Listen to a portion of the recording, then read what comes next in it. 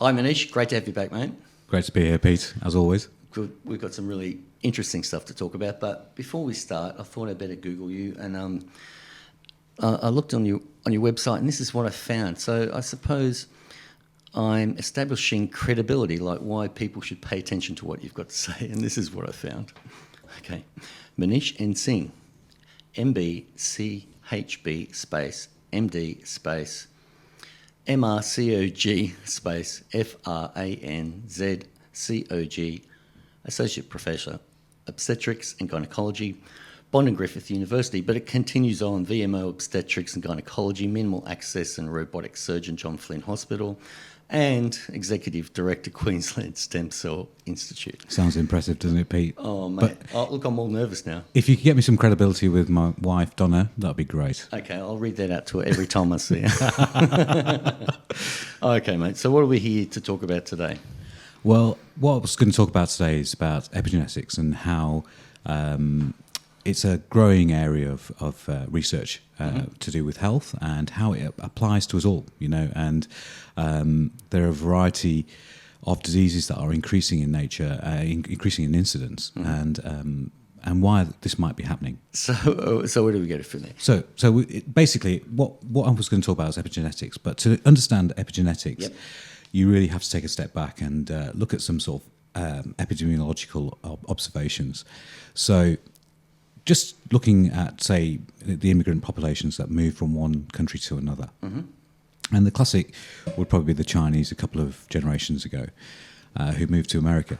Right. And normally they're approximately about 5'7" and 5'8", and I'm being a bit, generalizing a little bit. But when they move to America within a couple of generations, they actually change in size. And that change in size is known as a phenotype, so what you look like. So taking you back to your biology days, back at school, the genotype is your genes, and the phenotype is the way those genes are expressed and how they appear to the population and to other people. Yep. So their phenotype of their grandchildren changed quite dramatically in that they were 6'2" rather than 5'7", and not only that they started to adopt the diseases of that host nation. Okay, so immigrants from China moved over to America a couple of generations ago, and the prodigy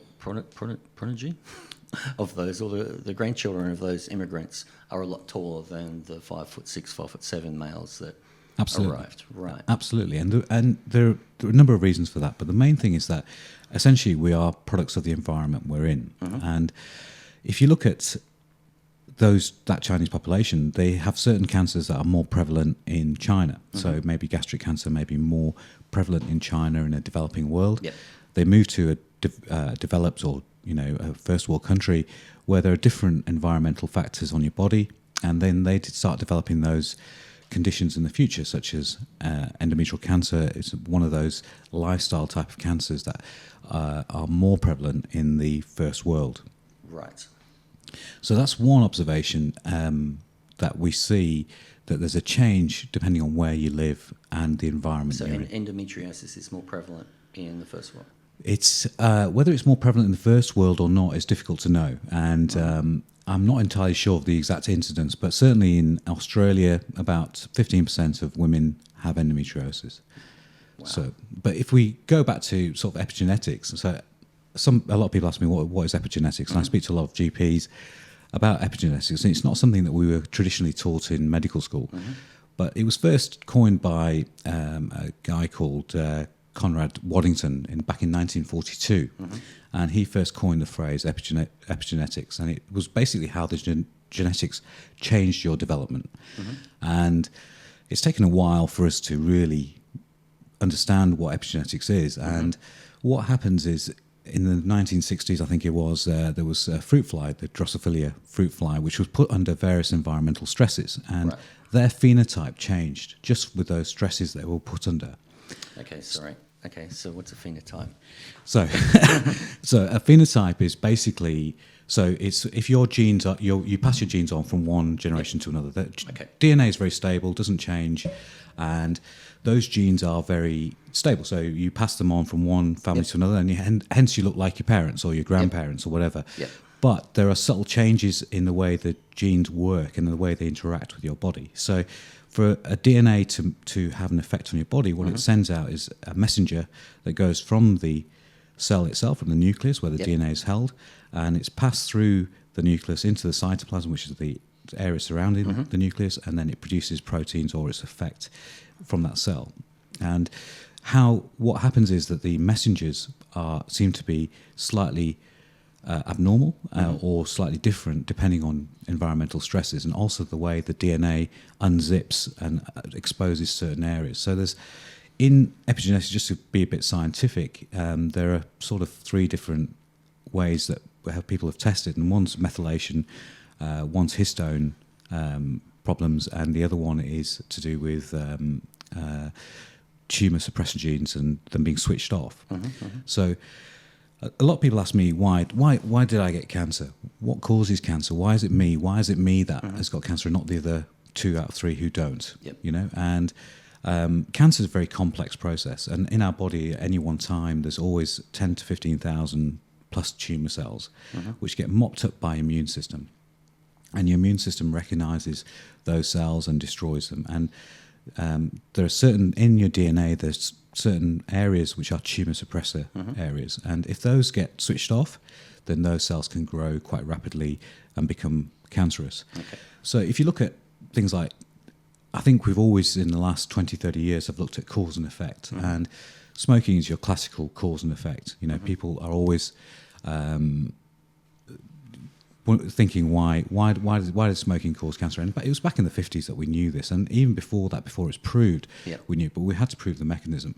And the main problem with smoking is not the tar, it's not other things, it's the benzene. So benzene, as you know, in Italian is benzina, it's a petrol. It's benzene is a very, very active and very reactive species which can interact with our DNA and causes direct DNA damage. And that DNA damage is called DNA adducts. And those DNA adducts stay in your body until they're mopped up by your immune system. So when you've got, there are other places where you can get DNA addicts. You can get them from taking drugs, and one of the classic drugs that cause DNA addicts is tamoxifen, which is actually used for breast cancer, and it reduces breast cancer recurrence by 50%.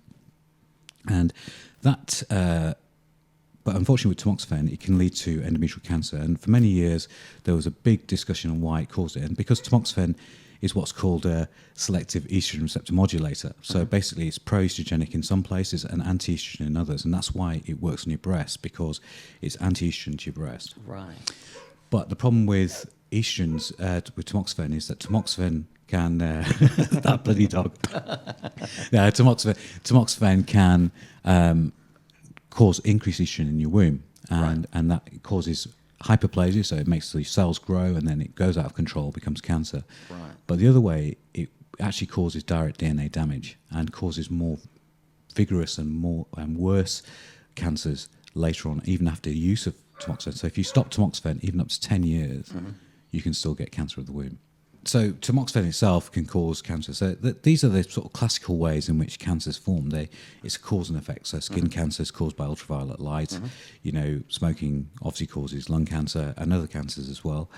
But there's more subtle changes that are happening to our population. And when I was a medical student back, 30 years ago, God, was it 30 years ago? Maybe it was. We're getting old, mate. The incidence of breast cancer was 1 in 16. And there was a big family history. So if you had a chromosomal abnormality like a BRCA mutation, you're more likely to get breast cancer. But what we're seeing is that there are people without family history developing breast cancer at a younger age. And this is because... These days? These days, that's right. So it's gone from 1 in 16 to 1 in 8. And undoubtedly, if we carry on the way we're going, that's going to increase more to about 1 in 4. So these sort of cancers and estrogen-related diseases seem to be on the rise, and this seems to be the scourge of the Western world, our estrogen-related disease. So the classic ones will be breast cancer, endometrial cancer, prostate cancer, and also endometriosis.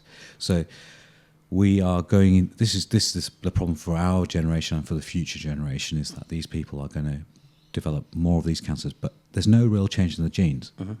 So although there's a genetic link and there's a family link, that you pass from one to another, there has to be something more subtle going on. And this is where epigenetics comes into play. And those epigenetic changes you can actually inherit them. So you can pass them through the genes. So once you, say, for example, Pete, you developed some epigenetic change, you would pass that on to your children. Your children would then potentiate that change and pass it on to their children, and so forth. Wow. Unless there was a reversal of that epigenetic change due to a change in the environment, or something else had changed the way those genes interacted with your body. Right. So genes change over the evolutionary process, but epigenetics is more, can change generation-wise. Even one generation to another. So Right. back in when industrialisation occurred in London, there were some moths that were quite brightly coloured grey moths, and they used to sit on the trees. And then the Industrial Revolution occurred, and because of the smoke and the pollution, the bark of the trees that the moths used to sit on got darker. And then the moths themselves, after a while, became darker themselves. And that's almost like natural selection, but there has to be an epigenetic change. Something's caused that. Something's caused that change in their phenotype. Right. So and that's allowed them to survive more, because obviously the brighter coloured ones on dark background, That stick out, yep. the birds come along and take Wow. it, and then the other ones seem to last. And this is partly natural selection, but it's also the changing environment has changed which predominate and which don't. And this is what's happening with a lot of diseases that we're seeing now, and a lot of cancers. Obviously, cancers are more prevalent now because we're getting older. And that's the main cause of why we're seeing more diseases, more degenerative diseases, and more cancers, is because we are getting older. Okay, so I've got a question for you. So what does epigenetics mean for the future of health in general? I know it's a very general question, but... Certainly. So, look, if you look at what does it mean? It means that as our environment changes, as the pollution... So when you look at conditions such as endometriosis, there's lots of theories why it occurs, but I'll come to that a bit later. But it means that as the environment's changing, we're becoming more susceptible to disease. So our genes, the way our genes work, is changing. What it does mean, though, is that not only is this a bad thing, but it's also a good thing. It means that we can target drugs to work in an epigenetic way to then improve our outcomes. So everyone sees that as a negative, but there's also a positive that if you study it enough, then there are ways of changing the epigenetics to make us less susceptible to disease and certainly less likely to have problems.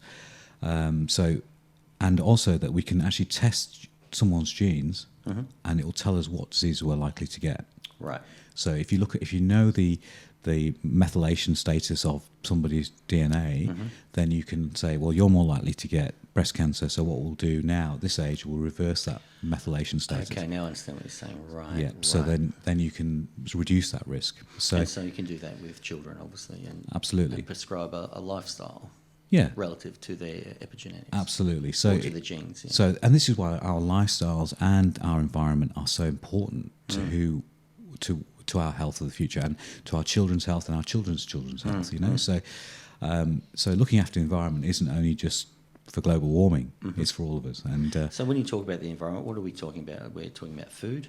Yep, there's food, pesticides, for example. Right. So pesticides have been associated with some diseases. In fact, in Seveso in Italy, there was an explosion that occurred in the factory, and it released various chemicals, and it was found that the next generation of those children, or the daughters of those children, were more likely to have endometriosis.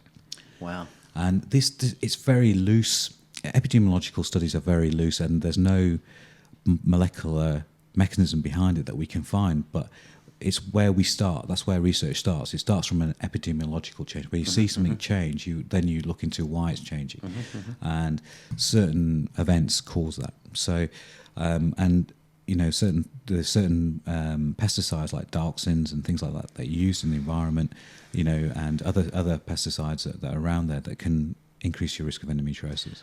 What about antibiotics in food and hormones in food that we're eating? Absolutely. I think they've sometimes been a bit more positive, because we're growing older, the food is getting getting better, and, if we look back even a century, the things people died of were in the first 5 years of life were cholera and Yep. bacterial problems, that 1 in 5 children never made it. Wow. So that was only 100, 150 years And ago. now we just don't die. No, that's We right. just live forever. Well, there's Pretty much. as I've said to you before, Yeah. Pete, there is a possibility that our children may, or their children, could live for a very long time. Absolutely. And that has its own ethical burdens on the planet. And Doesn't it? What? you know, Wow. so there's a whole lot of epidemiological changes that and certainly environmental changes that are affecting us, and there's no doubt about that. So, Maneesh, when's the most susceptible time for epigenetic changes to occur, for example? That's a really good question. There are 2 times mainly in your life, and it's where there's rapid growth. So when the building blocks of your body are being made, so when you're in pregnancy, so you're the fetus developing, it's a very important time to try and maximize maternal health to improve child health. So if you try and stay as healthy and as balanced as you can in pregnancy, then hopefully this will give the building blocks for your child to not have or be less susceptible to diseases in the future. And second time is around about the time of menarche, so when girls are going through hormonal changes and their breasts are developing. So when the breasts are developing, they're very susceptible to that epigenetic change. Right. A lot of people ask me, what can I do to maximise this? And we still do not know the answer of what is the best thing to do. But certainly a balanced diet and having, good organic foods if you can. And this is for the mother while she's pregnant, and also for the child when she's going through the hormonal changes. Absolutely right. So it's basically it's looking after those children. So BPA, is bisphenol A, is a chemical found in plastics. Yep. And there was a lot of excitement about 3 or 4 years ago as whether BPA or certain toxins may cause endometriosis. And BPA was withdrawn by the Canadian. So as I understand about BPA, it affects the estrogen in people? That's right. So it's pro-estrogenic, but you need to take quite vast amounts to show a big estrogenic effect. So it's not necessarily just estrogenic, it could be epigenetic. And that's more likely that these type of chemicals, in my opinion, this is not proven by any ways, but those type of chemicals then potentiate together, and they work together Over a longer period of time. That's small right. doses, right? Well, I know in our house we have no plastics. Everything's That's right. stainless steel or glass or what have you. And that's the best way to be, because even if your children have already got that from pregnancy, then there is a potential they'll reverse that process for their children. Gotcha. So avoiding those sort of things. But BPA, unfortunately, is in everything. It's throughout the food chain. It really is. When you become aware of it, you can't get away from it. You can't, and these are the problems that we're facing. And how do you cleanse the whole of humanity really from these things? It's a very difficult process to do, and it will take a lot of time for that to happen. But the 2 main times are definitely pregnancy and during the rapid growth period, and even when women are getting pregnant themselves, the breast starts to develop. There's a 5th stage of breast development, so that's another time when the breasts start to grow. Rapid growth stage. Yes, right. for preparing for lactation, and that's another time that they may be susceptible to developing epigenetic changes, because their body's more responsive to those minor changes in chemical compositions and things that are in your body. So at the end of the day, a lot of women ask me, so how can I protect myself? Well, it's really just try and be healthy, try and eat appropriately, try and avoid big amounts of sugar. There was actually a study in Holland after the World War II. They had a big famine in Holland, and they found that children born after the famine were more likely to have children who were schizophrenic. So these epigenetic changes, absolutely. So these epigenetic changes are having an effect, not only on cancers and these conditions like endometriosis and other conditions, but also it affects your brain function. So things like autism, bipolar disorder, they can also be tweaked by epigenetic changes. And there's a lot of research going on at the moment looking at those epigenetic changes in those children with autism, and whether it's there was a big hoo-ha on having immunizations and things like that. But that's very hard to even find a mechanism by which that works is quite difficult to find. But there may be something else associated with that, or with that population who are affected by the environment that's leading to increased diagnosis and and increased incidence. Autism is on the rise, as I understand it. It is Contemporary. well times. with all conditions. The more aware we are of these conditions, You're going to find more of them. that's right. So that's part of the problem, and certainly cancers. We are more accurate at diagnosing cancers. 50 years ago, a woman or a man may come in and they have cancer, or they're riddled with cancer. You heard it. My grandparents were riddled with cancer, and that's where they died. Don't know what the primary was, but the primary cancer, Gotcha. we're getting so much better at diagnosing what the primary is. And particularly with autism as well, as soon as you introduce the spectrum, you could diagnose half the population on one end of that spectrum, I suppose. So it appears more. Well, the thing is, with those sort of illnesses, it's very difficult to take a blood test and go, oh yeah, you're 100%. yeah, you're anemic. Yeah. It's not that simple. So it is, and behaviour is a very difficult thing to actually. Absolutely. And the norms and the of behaviour are so wide. It's very difficult to, and I'm no expert in certainly in those conditions, and I'll leave it up to the psychiatrists and psychologists out there. But that's basically epigenetics in a kind of a nutshell, and how that's really how it can affect all of us. Not just in our normal health, but in mental health, in all aspects of health, and how we're going to be passing this on to our children in the future. Well, mate, I think that's been an excellent discussion. Thanks again for coming over. And this pretty much leads on to the next podcast we're doing next time, which is specifically on, as you call it, endometriosis. It is. Awesome. Thanks, Pete. Thanks, mate. Cheers, mate. See ya. See ya.